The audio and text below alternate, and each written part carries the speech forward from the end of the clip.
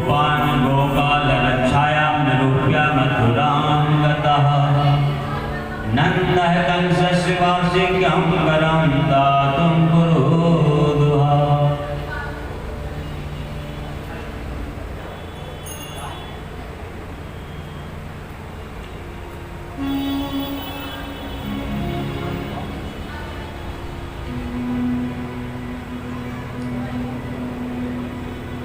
गोपान् गोपालरक्षायां निरूप्य मथुरां गतः नन्दः कंसस्य वार्षिक्यं करं दातुं पुरोधुः। 6 महीने तक पता नहीं चला कब दिन हो गया कब रात हो गई, और बाबा लुटाते लुटाते हार गए, थक गए, लेकिन खजाने ज्यों के त्यों भरते चले गए। लेने वाले हार गए, खजाना खाली नहीं हुआ। याद रखना, धर्म करने में, अच्छे कर्म करने में कभी भी हमारा खजाना खाली नहीं होता। अब जैसे ही कर चुकाने के लिए बाबा चले, यहाँ सभी लोग नंदोत्सव मना रहे हैं। कंसेन प्रहिता घोरा पूतना बालघातिनी शिशूराचर्चार विघ्नन्ति पुरग्रामजादिषु।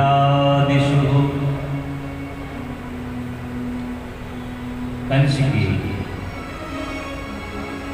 पूतना नाम की राक्षसी थी, जिसे बालकों को मारने को नियुक्त किया।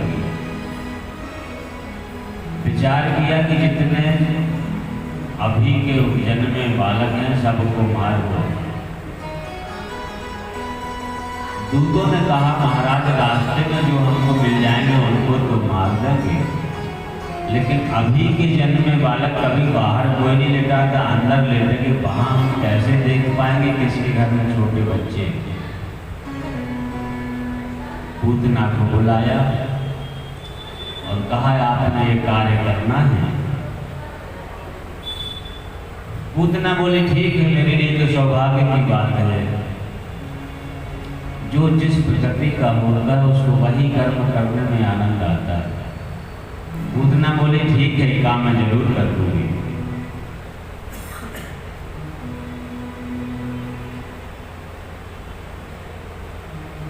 पूतना का अर्थ है, पूत मतलब पवित्र और ना मतलब नहीं। अज्ञान रूपी पूतना जो पवित्र ना हो उसका नाम है पूतना। सुंदर वेश बनाया उसने, श्रृंगार किया, बढ़िया ब्यूटी पार्लर जाकर के। भाई बड़े लोगों के घर में ऐसे जाएंगे तो कोई घुसने नहीं देगा। कंस राजा की बहिनी कर श्रृंगार है चली,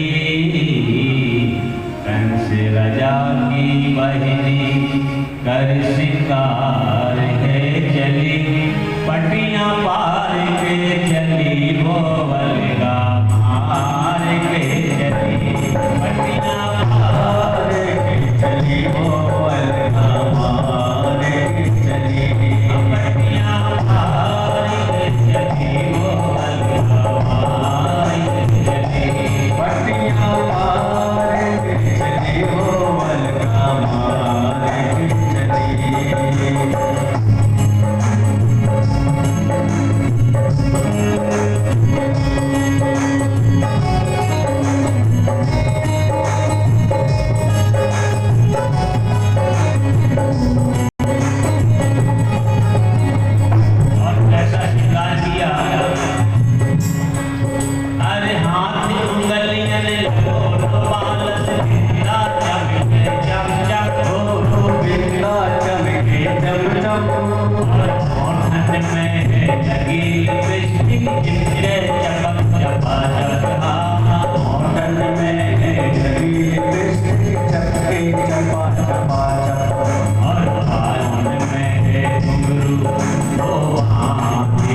चली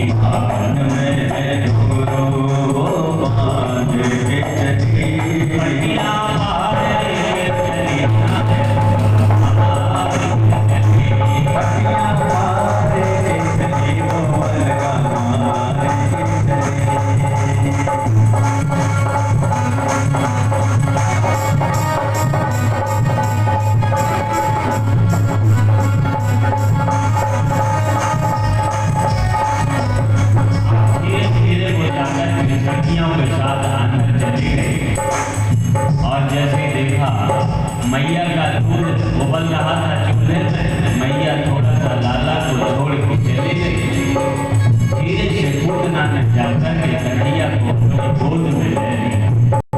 और जैसे गोद में लिया, मेरे कन्हैया ने अपने दोनों नेत्र बंद कर लिए। जैसे ही नेत्र बंद किए, सभी विद्वानों ने विचार किया आखिर कन्हैया ने नेत्र बंद क्यों कर लिए। और विद्वानों के अनेक मत प्राप्त हुए। पूतना एक अविद्या है और भगवान ने सोचा कि मैं अगर इसको नेत्रों से देखूंगा तो अविद्या मेरे सामने टिक नहीं सकेगी। ऐसे भाव करके उन्होंने नेत्र बंद कर दिए। दूसरा भाव है कि दुष्टा काल घातनी है।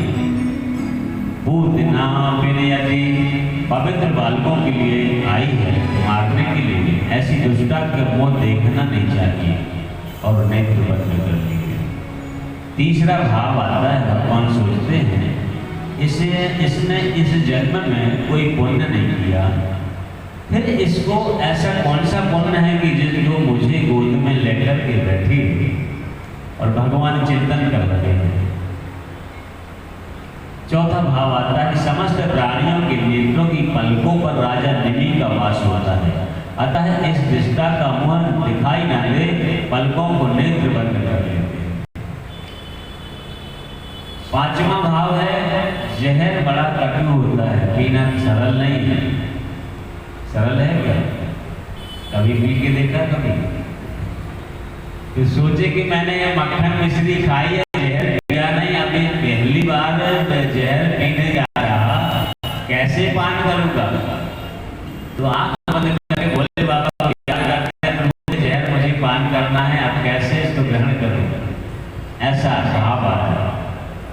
छठवां भाव है, उद्दृष्ट अनेक ब्रह्मांडों के जीवों को जब भगवान द्वारा जहर पीने का विचार पता चला तो घबराने लगे। भगवान ने उनको सांत्वना देने के लिए नेत्र बंद किए, चिंता मत करो,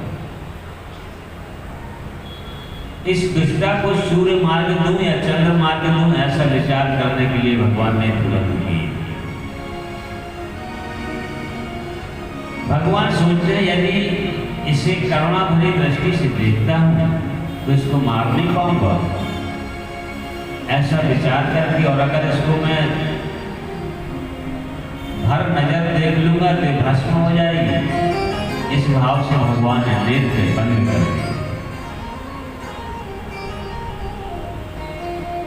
अनेक विद्वानों ने अनेक भाव प्रकट किए। कुछ विद्वानों ने भाव बताया कि उन्होंने सोचा कि ये आई तो माँ बन के है, अब इसको कौन सी गति दी जाए। एक तरफ पाप कर रही है, दूसरी तरफ मुझे गोद में बिठाल करके स्तनपान करा रही है। चिंतन करके यही फर्क है ईश्वर में और मनुष्य में। मनुष्य के सामने कोई परिस्थिति आती है तो मनुष्य चिंता करता है, और जो भक्तों के सामने कोई परिस्थिति आती है तो भक्त चिंतन करते हैं।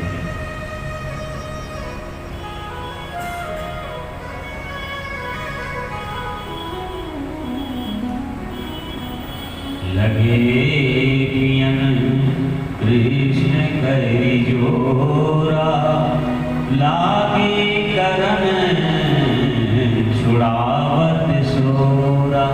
चिल्लान जैसे स्तनपान करना शुरू किया, चिल्लाने लगी, छोड़ो मुझे, छोड़ो, मेरे प्राण निकल रहे हैं, कन्हैया मुझे छोड़ दो। सा मंच मंच मिलती प्रभासनी, निपिंडया मानस घेना जीवनाम, विद्रत ने चरणों भुजे भूवस्य गाता, छिपति रोदा। पूतना कहने लगी, छोड़ दो, मंच मंच 2 बार कहा। उसके मरण स्थल पर पीड़ा हो रही है, उसकी आंखें बाहर निकल आई, हाथ पर पटक पटक करके रोने लगी, कन्हैया छोड़ दो, कन्हैया छोड़ दो। कन्हैया कहने लगे, अरे मैया, मैं जिसको पकड़ता हूं ना, फिर उसको मैं छोड़ता नहीं हूं, अब कुछ नहीं होने वाला। पूतना को ऐसे लगे जैसे इस तरह से उसके कोई प्राण खींच रहा हो। पद्मानो अपि तद्धेन्द्राणि गतुर्गा कर्दमान चूर्ण्यामास राजेन्द्र महासीगर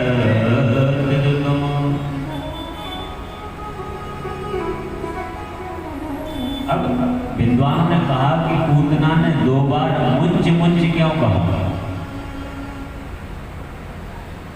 कुछ विद्वानों का भाव कि हे प्रभु, इस लोक में और परलोक में मुझे मुक्ति प्रदान कर दो, इसलिए 2 बार मुंच मुंच कहा, 2 बार छुटकारा दिला दो, यहाँ से भी और वहां से भी।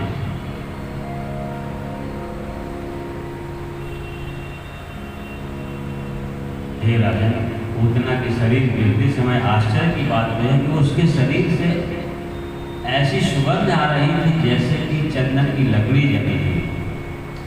जितने पेड़ पौधे थे सब धाराशाही हुए। जब उसका बड़ा विकराल स्वरूप बना और गिरी जमीन पर, जितने पेड़ वृक्ष और मकान थे सारे धाराशाही हो गए। भयानक आवाज सुनकर के यशोदा रोहिणी गोपी ग्वाल सब चीखने लगे और कन्हैया को रोने लगे। जब गोकुल से बाहर आए, देखा विशाल शरीर वाली राक्षसी जिसकी दाढ़ जो है हल के समान बड़ी विकराल थी, मुंह पहाड़ की गुफा के समान, कान उसके नाक कंदराओं के समान और स्तन जो है बड़ी बड़ी शिलाओं के समान, पेट तालाब के समान, अंधेरे कुएं की तरह आंखें। और सबने देखा लाला उसके वक्ष स्थल पर खेल रहे हैं। मैया ने गोदी में उठा करके ले लिया और गौमूत्र से स्नान कराया और 12 अंगों में तिलक किया। आपको भी शायद ज्ञात होगा तिलक कितना किया जाता है। यहाँ भी होता है, नाभि में, पीठ में।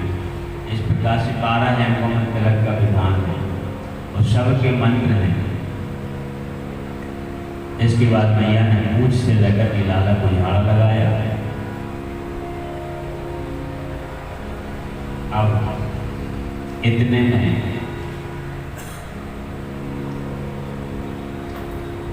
शंकर जी ने सुना गोकुल में कन्हैया पधारे हैं। बोले पार्वती, अब मैं थोड़ा कहीं जाना है, थोड़ा जल्दी से मेरा टिफिन लगा दो। तो भोले बाबा का टिफिन तो पता ही है, नहीं है? बढ़िया भांग मोटी और मस्त पी और जल्दी बढ़िया सभा में। पार्वती जी बोले कि मैं तो थक गई, भोले बाबा तुम्हारी भांग घोंटते घोंटते।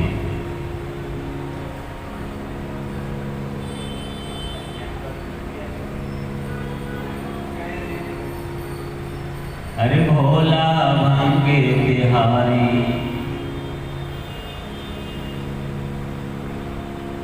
राधे राधे। अरे भोला भांगे तिहारी, मैं घोंटत घोंटत हारी, अब ना घोंटी जावे। एक दिन आनी हो एक घोंटो, रोज न घोंटी जावे।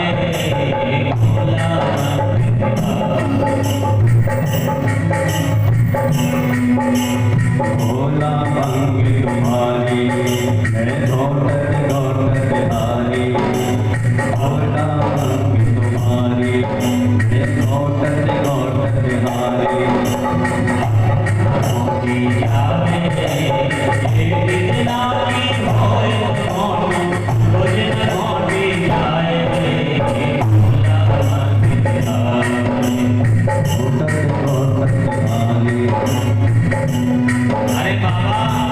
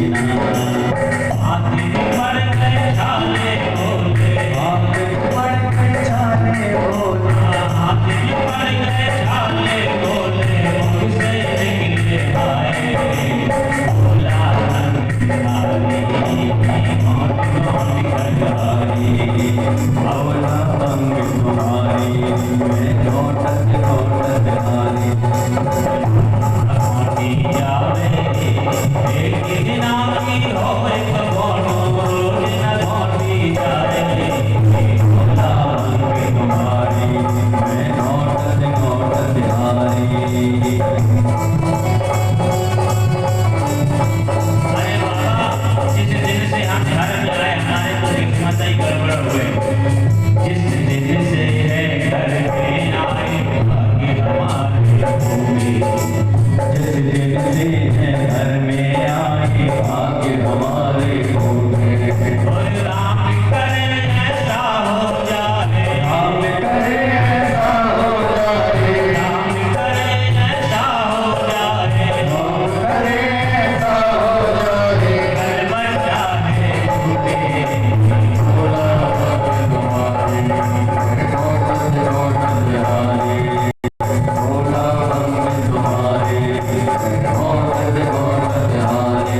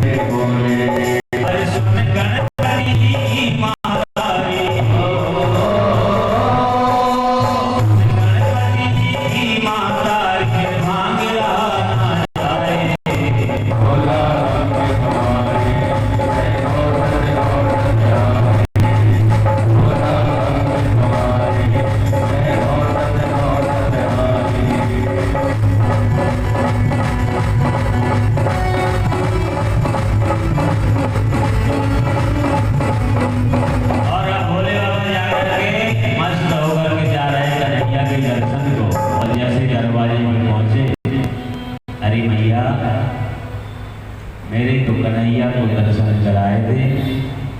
मैया बोली, अरे बाबा अच्छे बोलो बाबा आए मेरे दरवाजे, तो को देख के मेरे तो जी कहाँ पे और मेरे कन्हैया का क्या है हाल है, तो मैं दर्शन कराने वाली आए। अरे बाबा नेक दर्शन कराए दे। बोले मैं दर्शन कराने वाली बिल्कुल नहीं, जाओ कहीं और देखो। बोले बाबा धीरे से जाकर के नहीं कराओगे? बोले नहीं, जाकर के दूर बैठो एक पेड़ के नीचे बैठिए। अब यहाँ पर जैसे कन्हैया ने कहा भोले बाबा आए और मुझे दर्शन नहीं हो पाए, जोर जोर से रोने लगे, रोते जा रहे थे। मैया ने बहुत चुप कराया, जब नहीं हुए सारी सखियां जुड़ आई। अब सारी सखियां कहती हैं, अरे मैया लाला को पता नहीं कहाँ है गयो, आज जो होने को नाम ही ना ले। अरे कौन सी ने मार दियो री, कौन है मेरो मचले श्याम सलोना, कौन सी ने मार दियो री, कौन है मेरो मचले श्याम सलोना। पता नहीं आज इसने जादू कौन कर दिया मेरा कन्हैया के पहुंचने का नाम नहीं ले रहे। अरे भूल गई मैं आज लगाना, भूल गई मैं आज लगाना,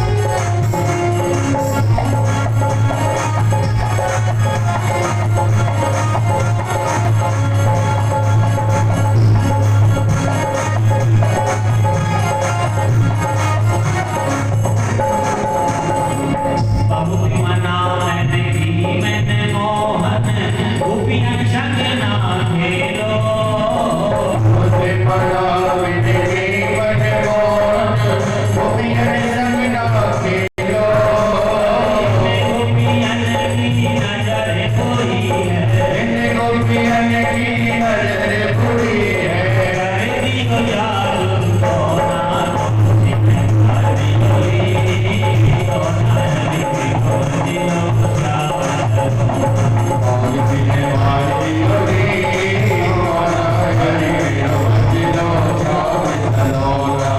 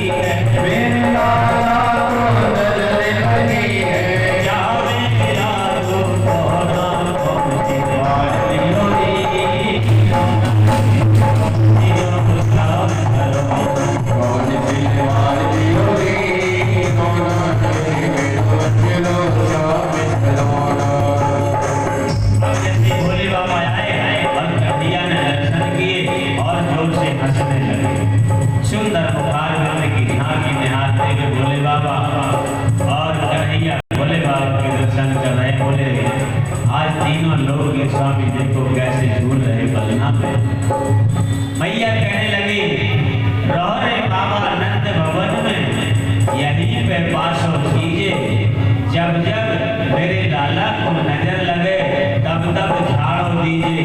बोले बाबा बोले ठीक है और बोले बाबा ब्रज में बात अब एक दिन मैया कुछ काम में व्यस्त हो गई। सकट जो अपने आप बैलगाड़ी होती है नीचे कुछ बिछा कर कन्हैया को लेटा दिया, उसके ऊपर दही की मटकी वगैरह रख दी। कन्हैया कहने लगे वाह जो सबसे ऊपर रखने वाले हैं उनको सबसे नीचे डाल दिया तो दुनिया भर की चीजें सर्वोपरि कर दी। सकटासुर नाम का दैत्य आया, वो देखने लगा बढ़िया मौका है, कन्हैया अकेला ले जाते और कन्हैया और आसमान में उड़ा के ले गए। जैसे ही आसमान पे गए और कन्हैया ने सोचा आगे सकटासुर को दे जाके माने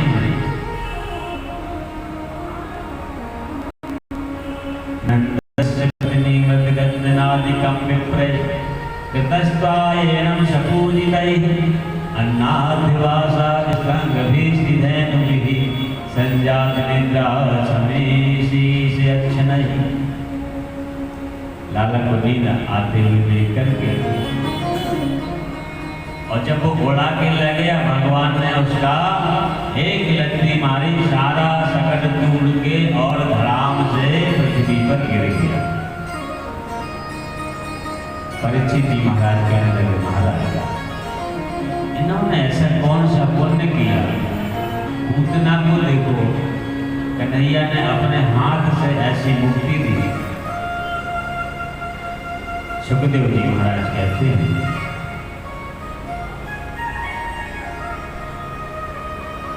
दानव राजा बलि की पुत्री रत्नमाला जब पावन भगवान गए शिशु रूप धारण करके उसके मन में विचार आया कि लगता है इस बालक मैं स्तन पान करा करके गोदी में ले लूं। इतने सुंदर पावन भगवान का रूप देखा। तो जब तीनों लोग की संपत्ति हरण कर ली तो लगता है इस बालक को कहां से आगे जहर खिला के मार दे। आज भगवान ने उस पूजना की दोनों मनोकामनाएं पूर्ण की। वही आई पूजना बनी। बोले महाराज शक्रासुर कौन था? हिरण्याक्ष का पुत्र उत्कच बड़े दीर्घाकार शरीर वाला था। एक बार लोमस ऋषि के आश्रम में गया और वृक्षों को उखाड़ने लगा। ऋषि ने क्रोधित होकर के श्राप दे दिया। तुझे अपने शरीर का बड़ा अभिमान है, जब तुम देख रहे तो हो गया।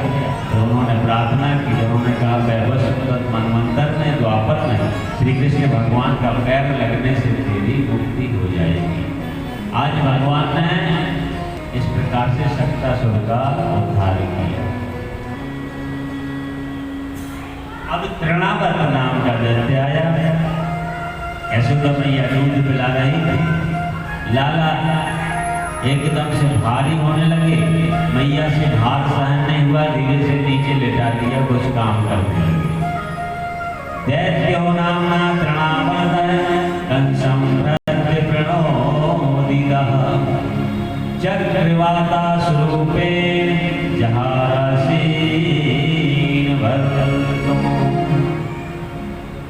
धूल से गोकुल को ढक दिया। ऐसा तूफान आया, ऐसे लगा जैसे प्रलय होने वाला है, जैसे चक्रवात आता है ना। एकदम से तूफान आया और कन्हैया को उड़ाते हुए आकाश मंडल में ले गए।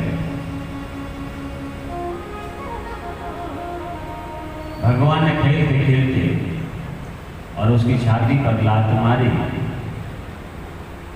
और जैसे उसका प्राण तो हो गया। राम से तृणावर्त धरती पर गया। भगवान उसकी छाती पर बैठ करके खेलने लगे। अरे ग्वाल वाल घबरा गए। कन्हैया कैसे इस राक्षस से बच गए, बड़ी चिंता में हो गए। एक तृणावर्त कौन था? पांडु देश का सहस्राक्ष नाम का राजा था, जो गंधमादन पर्वत पर अपनी रानियों के साथ विहार करता था। वहां दुर्वासा ऋषि आए। उनको प्रणाम न करने के कारण इनको राक्षस होने का श्राप दे दिया था। फिर बारंबार प्रार्थना करने पर उन्होंने कहा था द्वापर में भगवान कृष्ण तेरा उद्धार करेंगे। बोले अब कन्हैया बड़े हो गए, कुछ दिन का नाम संस्करण का कार्य करा दिया जाए। नामकरण करवाने के लिए गुरु जी को बुलाया। गर्गः पुरोहितो राजं यदु नाम सुमृता तपः ब्रजं जगानन्दस्य वसुदेव प्रचोदितः। हे राजन, वसुदेव जी की प्रेरणा से एक यदुवंशियों के कुल पुरोहित श्री गंगाचार्य जी महाराज को, जो महान तपस्वी थे, गोकुल पधारे। बोले महाराज, इन बालकों का हम नामकरण कराना चाहते हैं। दोनों मैया दोनों बालकों को लेके आ गई। उन्होंने कहा एक काम करें, पहले परीक्षा तो लें, पंडित जी कुछ आता भी है कि नहीं। माता ही बड़ी परीक्षा लेती हैं, बहुत होशियार होती हैं। लेकर के बच्चों को बदल लिया और लेके बैठ गए। पंडित जी बताओ इनके नाम। बाबा बोले भैया पहले तो तुम अपने अपने बच्चों को ले लो। हाँ, लगता है पंडित जी कुछ ज्ञान है, समझ गए, मतलब कुछ जानते हैं। ठीक है, बदल लिया। अरे बोले हम खिला रहे थे, वैसे ही बैठ गए, कोई बात नहीं। अब इनके नामकरण करने के लिए जैसे कहा संकर्षण बलभद्र राम कहे तीन अग्रज के नाम रम्यति सर्वान आनंद्यति किलामः। और बलमधिक यस्तेति बलमद्वर्ति युवज्ज प्रत्यः, अर्थात इनका नाम बलराम होगा। राम रमन्ते योगिना सब में राम सोई राम है। संकर्षण सम्यक दर्शति एके करोति संकर्षण। और जैसे द्वितीय पुत्र का नाम रखने का नाम आया, बाबा ने आंख बंद की और इनका मुंह खुला का खुला रह गया।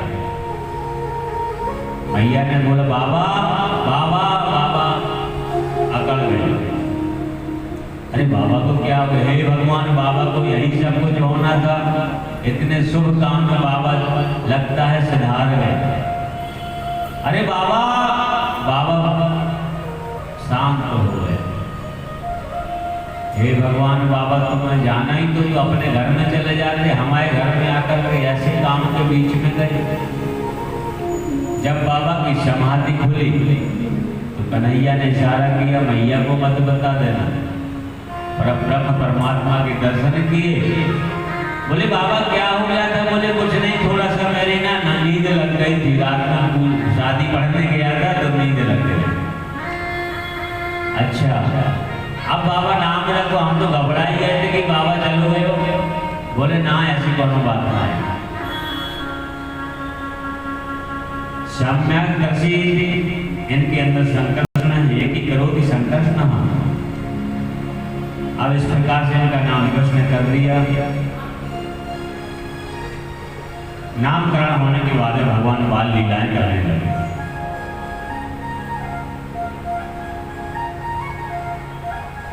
एक दिन घुटनों के बल चलते चलते बाबा पूजा करने को बैठे और जैसे पूजा कर रहे थे, जल चढ़ाने के लिए बाहर गए। कन्हैया ने ध्यान से देख रहे, हे भगवान, इतना बड़ा रसगुल्ला है, उस पे बाबा दही चढ़ा रहे हैं, शहद चढ़ा रहे हैं, शक्कर, घी, कितना मीठा होगा। जैसे बाबा बाहर गए, घुटनों के बल जाकर के उठाया और रसगुल्ला समझ के खा गए। अब इतना बड़ा रसगुल्ला छोटा सा बालक अंदर ना जाए, तो भर लिया। दरवाजे के किनारे चिपक के बैठ गए।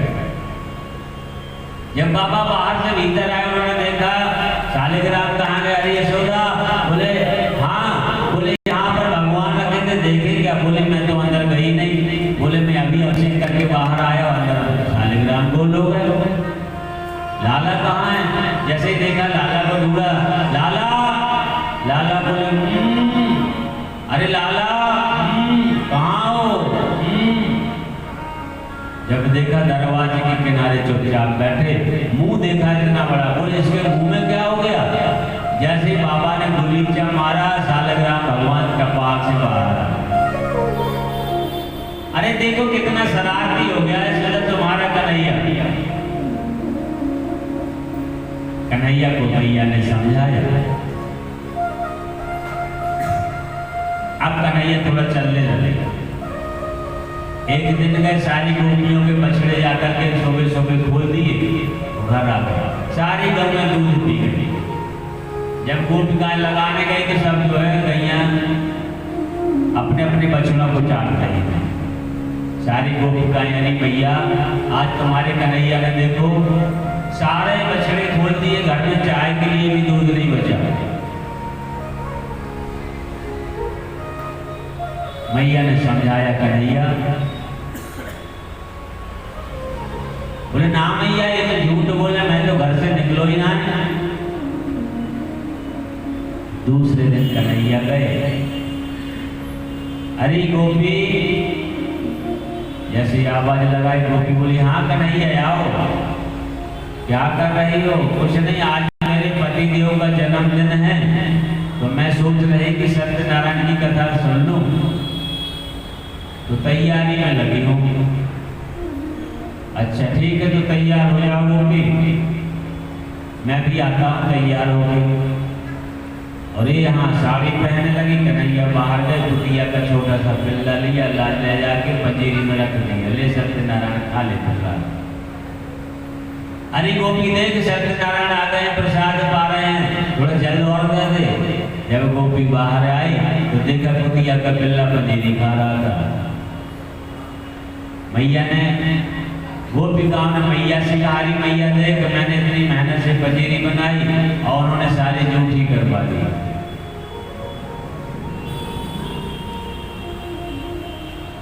एक दिन से एक गोपी आई, अरे मैया आज तो तुम्हारे कन्हैया ने हद ही कर दी। मैं चारपाई पे लेटी थी, साथ में मेरे पति लेटे थे। वो रात में आए तो उन्होंने मेरी छोटी पति की दाढ़ी में बांध के चले गए। जैसे ही एकदम से सुबह उठी, उनकी दाढ़ी खींची तो उनने जोर से मेरे को मार दिया। फिर मैया मैं भी नींद में थी तो सुबह सुबह झगड़ा करा के आ गए मैया। कन्हैया बोले अरे मैया सब जो गोपिकाएं हैं ना झूठ बोल रही हैं। मैया मैया मैया जब मैं घर सो चलूं, बुलावे घर में ग्वाल मोर। मैया जब मैं